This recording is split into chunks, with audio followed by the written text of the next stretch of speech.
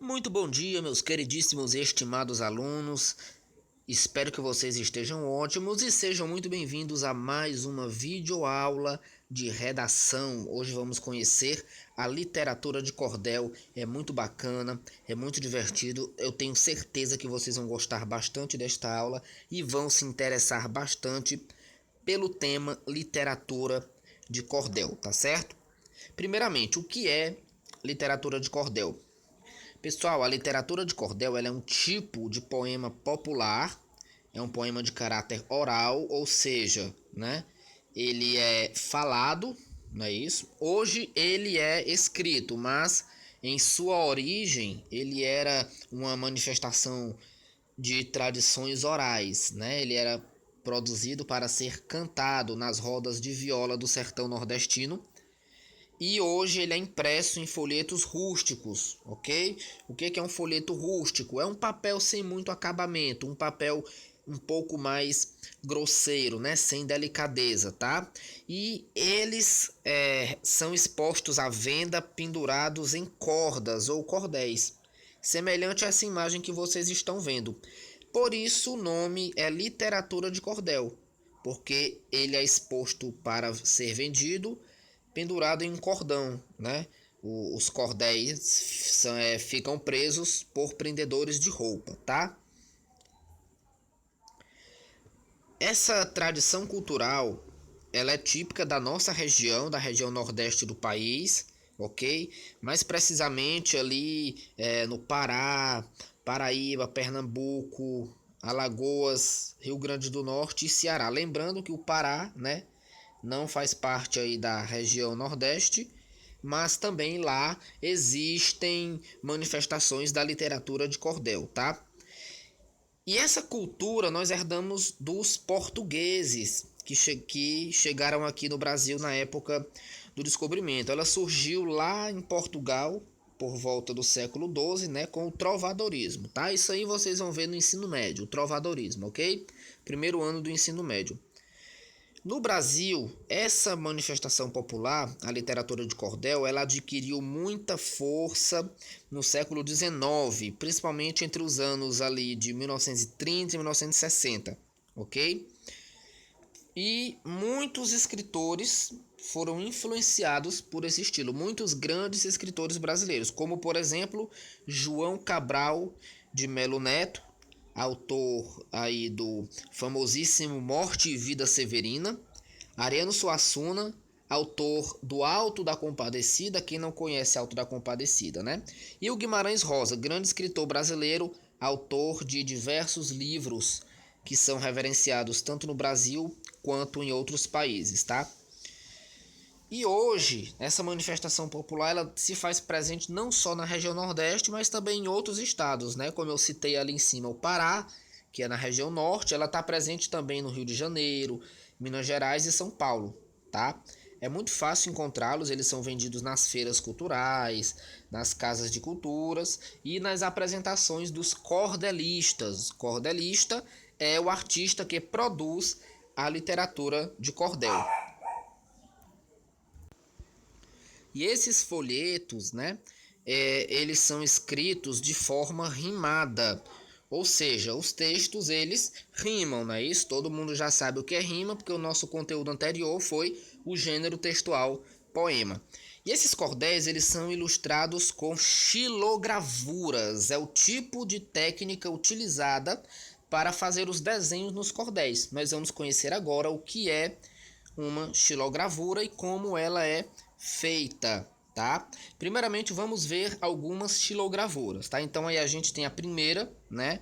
É uma xilogravura de J. Borges, chamada Moça Roubada. Na outra a gente tem Lampião e Maria Bonita, né? Que são dois símbolos da região Nordeste. Bandidos para uns, heróis para outros, mas não vamos aqui entrar no mérito dessa discussão, tá? O que eu quero aqui é apenas ilustrar para vocês exemplos de xilogravuras que ilustram cordéis. Tá? Aí a gente tem novamente Lampião e Maria Bonita e outra ilustração em xilogravura feita por J. Borges, intitulada Mudança de Sertanejo, né?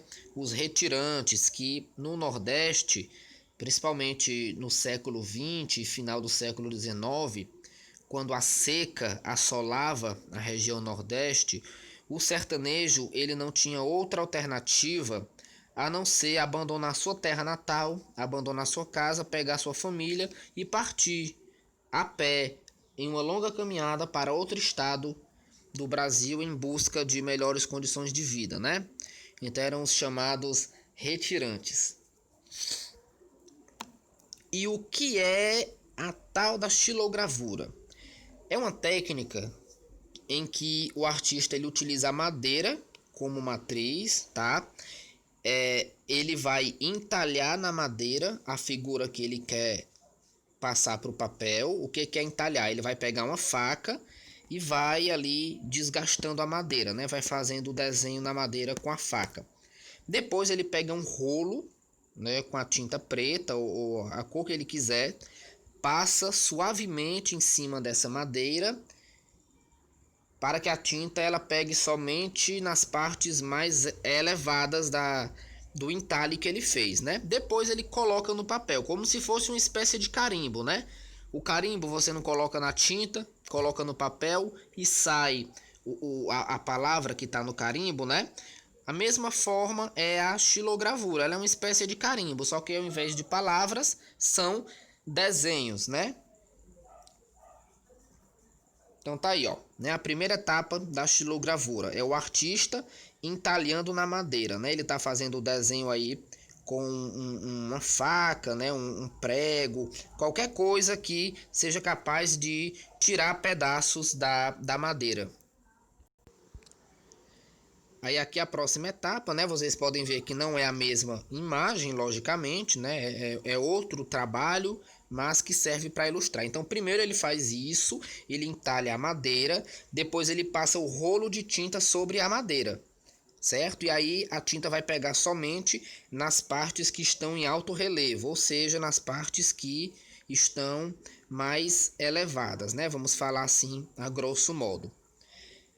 E aí a madeira vai ficar desse jeito, né?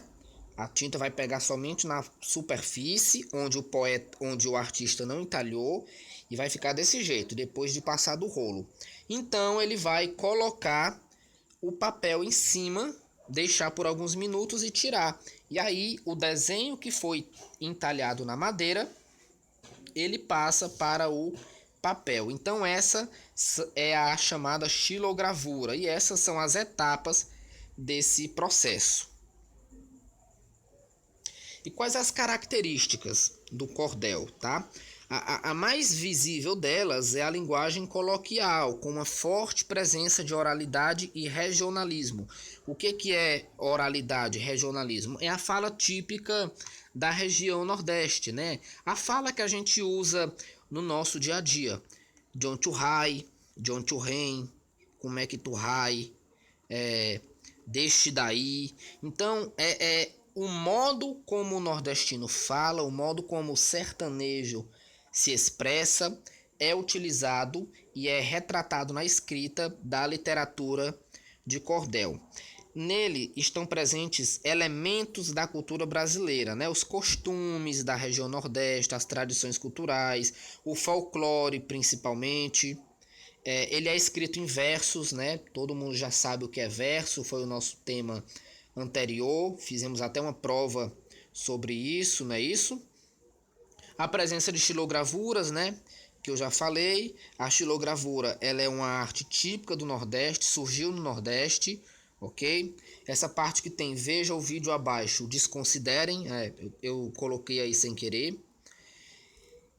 O cordel ele é repleto de humor, né, de ironia, para retratar os temas cotidianos. E o suporte desse texto, o que é o suporte? É onde esse texto é escrito, onde ele é produzido. São os folhetos, né? Eles medem cerca de 12 centímetros por 16. São folhas dobradas, né? O número de páginas sempre múltiplos de 4, ou seja, sempre números pares e múltiplos de 4. Você nunca vai ver um cordel com, por exemplo, 5 páginas, ok? Sempre é 4, 8, 16, tá? Sempre números que são múltiplos de 4, tá? Quem não souber o que é um número múltiplo, pergunte aí ao seu Luiz. E qual é a temática que é retratada na literatura de cordel? Vamos ler o que diz aqui no texto. A literatura de cordel tende a abordar lendas, religiosidades e fatos históricos, mas suas temáticas são as mais diversas, desde acontecimentos do cotidiano e a vida do povo sertanejo até grandes romances e acontecimentos da história do Brasil. Existem cordéis, por exemplo, que versam sobre a história de Lampião e outros sobre a morte de Getúlio Vargas. Também estão presentes em cordéis temáticas políticas, como, por exemplo, a seca no sertão e a desigualdade social. Então, o cordel, ele tende a abordar assuntos do cotidiano. O que é assunto do cotidiano? É um assunto presente no nosso dia a dia, na nossa vida comum, não é isso? E geralmente ele trata da temática social, da temática política, ele faz uma crítica a um governo, ele fala da vida dura do pessoal que mora nas áreas mais secas do Nordeste. Quando não, ele traz textos humorísticos, né? Textos folclóricos sobre a região Nordeste, histórias de Trancoso são muito comuns. O que é história de Trancoso? São histórias de fantasmas contadas pelas pessoas mais velhas, né? Os nossos avós, os nossos bisavós, eles ouviam essas histórias de Trancoso dos seus avós, dos seus bisavós, que ouviam de pessoas ainda mais distantes da nossa geração, né? São as histórias populares do Nordeste, histórias de assombração que eram contadas nas noites de fogueira, né? O pessoal se sentava ali ao redor de uma fogueira para contar essas histórias assustadoras, chamadas histórias de Trancoso. Então, essas são as temáticas da literatura de cordel. E aqui eu trouxe um exemplo para vocês, para encerrar a nossa aula, do cordel, do poema, né, intitulado Ai se Cesse, do famoso cordelista Zé da Luz. E nesse cordel a gente vai perceber aqui a temática dele, tá? Ele não aborda a temática social, política, ele aborda uma temática romântica, né, uma história de amor. E vocês vão perceber como a linguagem dele é a linguagem do povo do Nordeste, a linguagem do povo sertanejo. Vamos ler. Se um dia nós se gostasse, se um dia nós se queresse, se nós dois se empareasse, se juntinho nós dois vivesse, se juntinho nós dois morasse, se juntinho nós dois dormisse, se juntinho nós dois morresse. Se pro céu nós a subisse, mas porém acontecesse que São Pedro não abrisse as portas do céu e fosse te dizer qualquer tolice. E se eu me arriminasse e tu com eu insistisse para que eu me resolvesse e a minha faca puxasse e o bucho do céu furasse?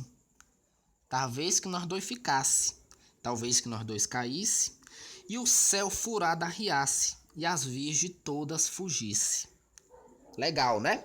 Então, o cordel ele vai trazer essa linguagem, tá? É uma linguagem coloquial, logicamente que nós não podemos julgá-lo pelo ponto de vista gramatical e dizer que está errado, porque não está, ok? É um tipo de escrita que ele aborda e busca retratar na escrita, representar na escrita como que é a fala típica do povo sertanejo, de uma determinada comunidade ou de uma determinada região do Brasil, ok? Então, esse é um exemplo de texto presente na literatura de cordel, é um texto bastante simples, qualquer pessoa é capaz de entender, desde aquela pessoa com maior grau de estudo até aquela pessoa com menor ou nenhum grau de estudo, de instrução, é capaz de entender e perceber e interpretar a temática presente na literatura de cordel.